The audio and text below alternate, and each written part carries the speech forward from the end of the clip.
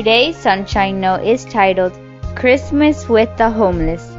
So give your servant a discerning heart to govern your people and to distinguish between right and wrong. For who is able to govern this great people of yours? 1 Kings 3:9. I can remember the first Christmas I gave gifts to the homeless. Up until that point, Christmas was all about me and how much loot was waiting for me under the tree.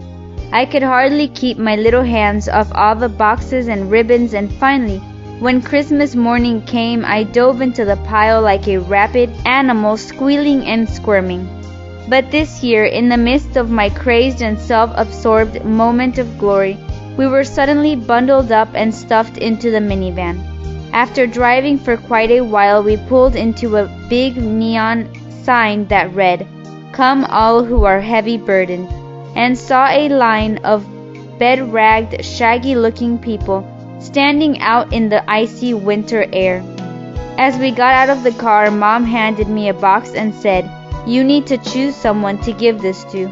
I remember rushing over to the first person I saw and handing him the gift. His eyes filled with tears, and he nodded as we ran back to the van. Learning what really matters in life is something that is a sign of both maturity and responsibility.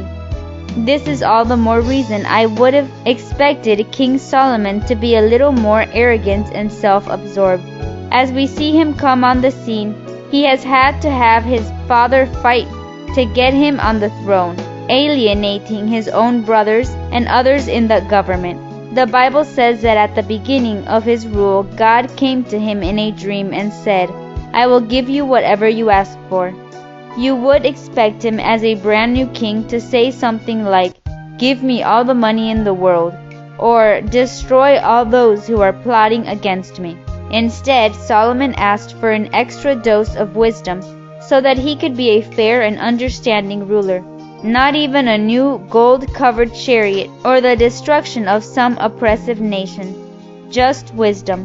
God was so impressed with this request that he said, "Since you wanted wisdom, I will also give you all the other things you might have asked for." When we're willing to look beyond ourselves, we get more than what we could have asked for.